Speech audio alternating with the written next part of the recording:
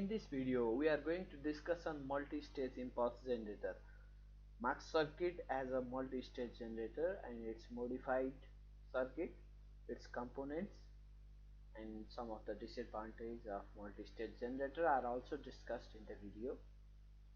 Voltage level बढ्दै जाँदाखेरि अझ हाइगर लेभलको इम्पल्स भोल्टेज जेनेरेट गर्नु पर्यो भने त्यतिखेर हामी multi stage impulse generator use गर्छौँ।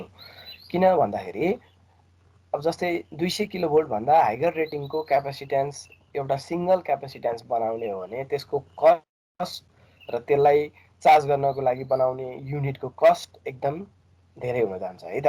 त्यसले गर्दाखेरि त्यो अनइकोनोमिकल हुन्छ अथवा इन्जिनियरिङ भाषामा भन्दा नट फिजिबल भनौँ है त। इकोनोमिकली भाइबल हुँदैन त्यो कुराहरू है। कस्ट र साइज एकदमै ठुलो हुन जान्छ। त्यसले गर्दाखेरि हामी के गर्छौँ भन्दाखेरि मल्टी स्टेज जेनेरेटर युज गर्छौँ।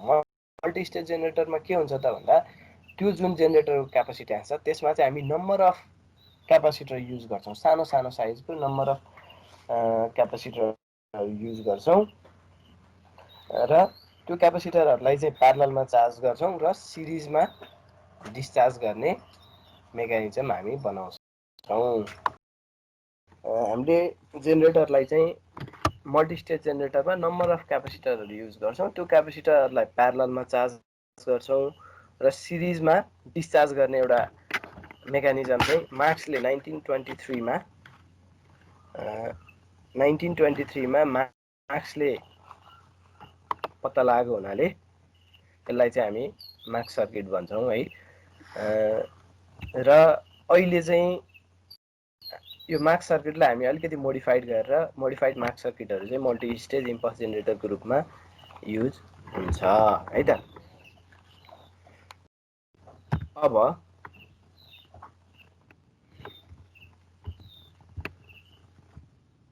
Marks circuit as a multi stage generator भनेर मैले यो स्लाइडमा एउटा सर्किट बनाएको छु। यो सर्किट तपाईँहरूले हेर्नुभयो भने यहाँनिर नम्बर अफ क्यापेसिटर चारवटा नम्बर अफ क्यापेसिटर चाहिँ चारवटा क्यापेसिटरलाई चाहिँ हामीले अलाइन गरेका छौँ है। चारवटा क्यापेसिटरलाई आरएस भनेको चाहिँ चार्जिङ रेसिस्टर है त। चार्जिङ रेजिस्टरको थ्रुबाट हामी यो डिसी भोल्टेजले चार्ज गर्छौँ। त्यसपछि जुन यो टी भनेको हाम्रो टेस्ट अब्जेक्ट भयो, जेनरली यो क्यापेसिटिभ नेचरको हुन्छ।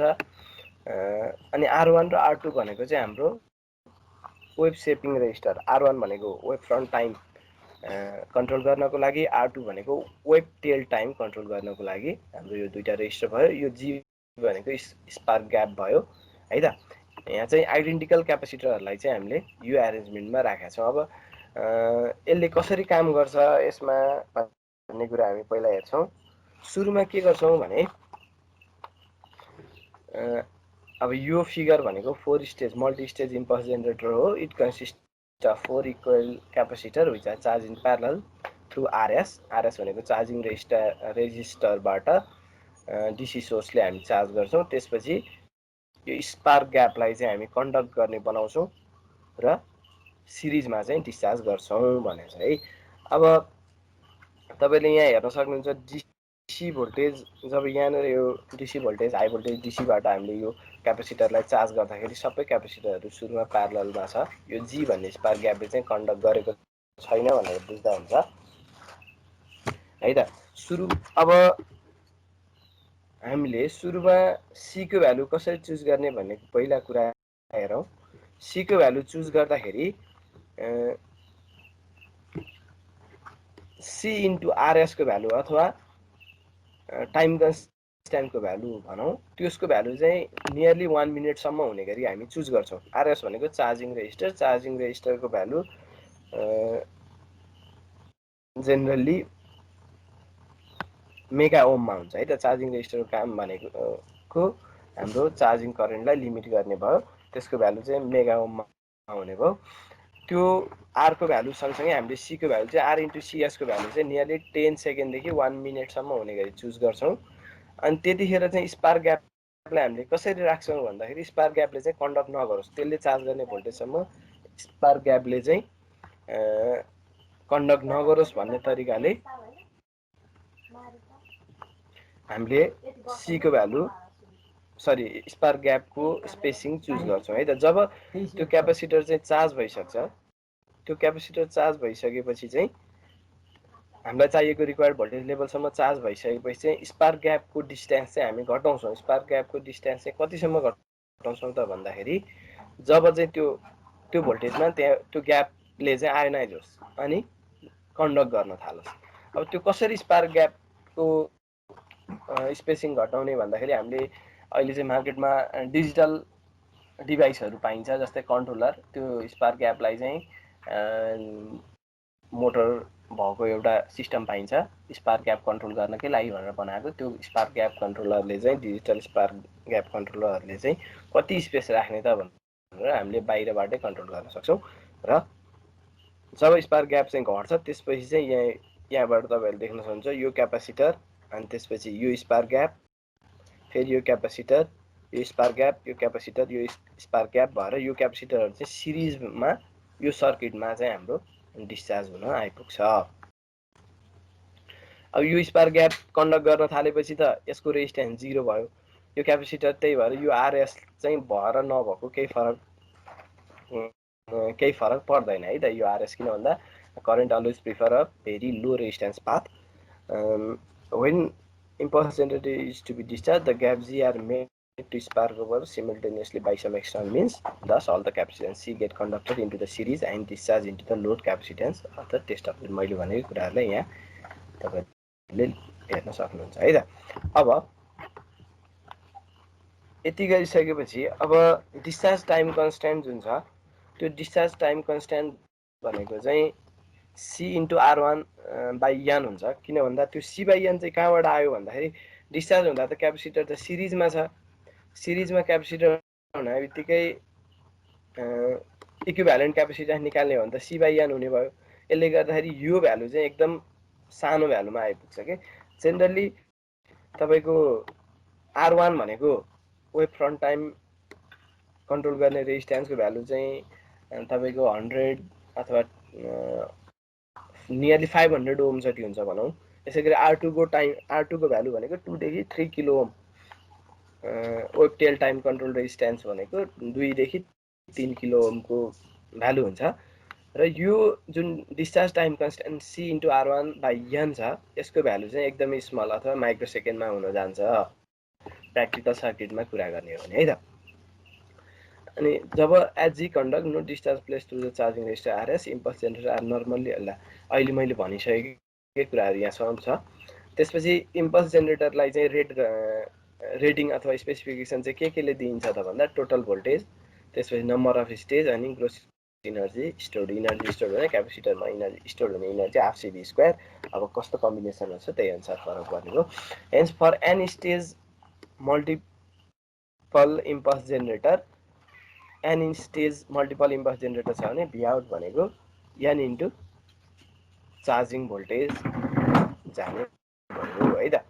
यो कुरा हामी न्युमेरिकलमा पनि हेर्छौँ, त्यसमा अलिकति क्लियर हुन्छ है।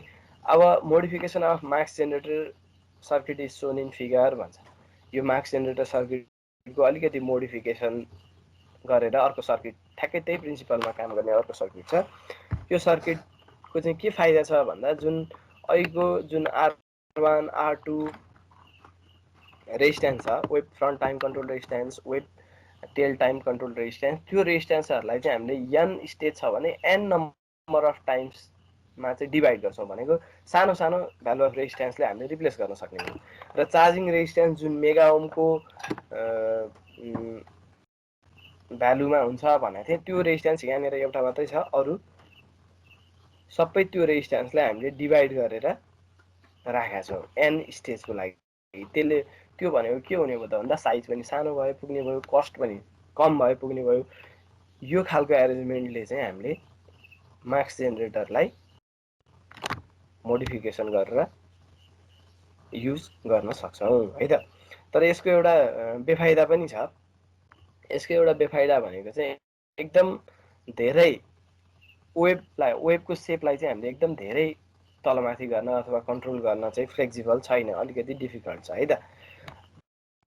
अब यो चाहिँ हाम्रो मोडिफाइड माक्स मल्टिस्टेज इम्पल्स जेनरेटरको कुरा भयो। ल र यो केसमा अलिकति इफिसियन्सी चाहिँ जुन मार्क्स जेनेरेटरको भन्दा बढ्छ भन्छ है त। अब मल्टिस्टेज जेनेरेटरमा के हुन्छ त, मेन कुरा ल यो मल्टिस्टेज जेनेरेटर भनौँ। सुरुमा यहाँ एउटा प्लस माइनस गरेर डिसी लेखेको छ। यो भनेको एउटा चार्जिङ सेट छ है, डिसी चार्जिङ सेट। फर्स्टमा मल्टिस्टेज जेनेरेटर कम्पोनेन्टमा मैले डिसी चार्जिङ सेट लेखेको छु। त्यसपछि चार्जिङ रेजिस्टर छ। अघिकै सर्किटमा हेर्ने हो भने आरएस भनेर जुन हामीले भ्यालु भनेको थियौँ, त्यो भनेको करेन्टलाई लिमिट गर्ने र क्यापेसिटरलाई चार्ज गर्नको लागि राखिएको रेजिस्ट्यान्स हो। अब त्यो चार्जिङ रेजिस्ट्यान्स कस्तो हुनुपर्छ, कति भ्यालुको हुन्छ भनेर मैले यहाँनिर अलिकति लिस्ट आउट गरेको छु। अघि भनिसकेँ यो कुरा पनि। जेनेरेटरको जेनेरेटर क्यापेसिटर र स्पार्क ग्यापको एरेन्जमेन्ट हुन्छ है, त्यो कुरा पनि अघि मार्क्स सर्किटमै हामीले हेऱ्यौँ। त्यसै गरी वेभ सेपिङ रेजिस्ट्यान्स एन्ड क्यापेसिटेन्स छ भनेको वेभ सेपिङ रेजिस्ट्यान्स भनेर R1 R2 अनि टेस्ट अब्जेक्टको रेजिस्ट्यान्स क्यापेसिटेन्स भनेर यो कुरा भयो। यसै गरी अर्को भनेको यहाँ नदेखिएको कुरा भनेको ट्रिगरिङ सिस्टम हुन्छ। जस्तै स्पार्क ग्यापलाई ब्रेकडाउन गर्ने भने त्यो चाहिँ अब नेचुरल ब्रेकडाउन नभएर ट्रिगर्ड ब्रेकडाउन पनि हुनसक्छ। हामीले ट्रिगरिङ स्पार्क ग्याप पाइन्छ भनेको जुन ट्रिगरिङ सिस्टमको कुरा छ, त्यो ट्रिगरिङ सिस्टम चाहिँ जुन स्पार्क ग्यापलाई हामीले ब्रेकडाउन गराउँथ्यौँ अथवा कन्डक्ट गराउँथ्यौँ र क्यापेसिटरलाई सिरिजमा जोडेको जस्तो बिहेभ गराउँथ्यौँ, त्यसको लागि चाहिँ एउटा छुट्टै ट्रिगरिङ सिस्टम पाइन्छ। छुट्टै ट्रिगरिङ सिस्टम भनेको चाहिँ त्यो स्पार्क ग्यापमै एउटा ट्रिगर गर्ने छुट्टै खालको एउटा सिस्टम डिजाइन भएको हुन्छ। त्यो सिस्टमले चाहिँ के गर्छ भन्दा हामीले रिमोटबाटै अथवा बाहिरबाटै कन्ट्रोल गरेर त्यसलाई चाहिँ ट्रिगर गराउन सक्छौँ। एउटा सर्टेन टाइममा यतिखेर ट्रिगर गर्ने अथवा अब ट्रिगर गर्ने भनेर त्यसलाई हामीले कन्ट्रोल गर्न सक्छौँ। त्यो चाहिँ डिजिटल सिस्टमहरू पनि पाइन्छ है त। अब हाम्रो यो जुन जेनेरेट गरेको इम्पल्स भोल्टेज छ, त्यसलाई चाहिँ हामीले मेजर गर्नको लागि एउटा भोल्टेज डिभाइडर अथवा ड्याम्प क्यापेसिटर भनेर हामी फर्दर अरू च्याप्टरहरूमा नेक्स्ट च्याप्टरमा चाहिँ हामी पढ्छौँ। मेजरमेन्ट भन्ने हाम्रो अर्को च्याप्टरै छ, हामी त्यो च्याप्टरमा चाहिँ यो मेजरमेन्ट सिस्टमको बारेमा हेरौँला। त्यसपछि त्यो च्याप्टर पढिसकेपछि तपाईँहरूले भोल्टेज डिभाइडर भनेको के हो, अनि त्यसपछि त्यसको लागि असिलोस्कोपमा रेकर्डिङ एरेन्जमेन्टहरू कस्तो कस्तो हुन्छ, यो कुराहरू तपाईँहरूले त्यतिखेर डिटेलमा बुझ्नुहुन्छ। म यतातिर अहिले बोलिनँ है त।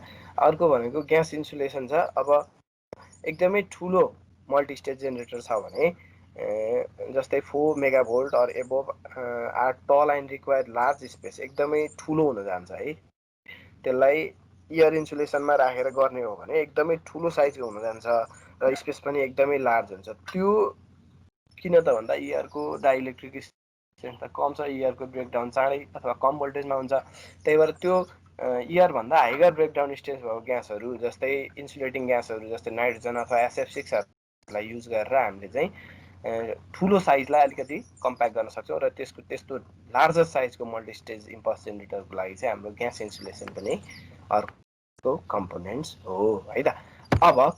अब यसको डिसएडभान्टेज भनेको चार्जिङ टाइम। जस्तै अघि मैले भनेको थिएँ 10 सेकेन्डदेखि 1 मिनटसम्मको टाइम लिगेर हामीले चार्ज गर्छौँ क्यापेसिटरलाई भनेको थिएँ चार्जिङ टाइमको लागि, त्यो लङ चार्ज टाइम भयो। अनि अर्को भनेको स्पार्क ग्यापलाई धेरैचोटि ब्रेकडाउन गरिरहँदाखेरि त्यो स्पार्क ग्यापको टिपहरू तपाईँको कोरोड हुने चान्सहरू हुन्छ। त्यसले गर्दाखेरि स्पार्क ग्यापको लाइफ स्प्यान छोटो हुन जान्छ। त्यसै गरी रिपिटेसन टाइम भनेको सेम एक्सपेरिमेन्टलाई हामीले दोहोऱ्याउनको लागि चाहिँ, जस्तै अब चार्ज टाइमै लामो छ, धेरै छ भनेपछि यो पनि रिपिटेसन टाइम पनि कम भयो, ढिलो भयो। अर्को भनेको धेरै कम्पोनेन्ट्सहरू, धेरै रेजिस्टरहरू, धेरै क्यापेसिटर, स्पार्क ग्यापहरू युज गर्ने भएपछि अभियसली सबैमा हुने लसको सम गरेर हेर्ने हो भने इफिसियन्सी चाहिँ कम हुन जान्छ है त। अर्को भिडियोमा हामी भेन्डर क्लास जेनेरेटर हेर्छौँ। Thank you.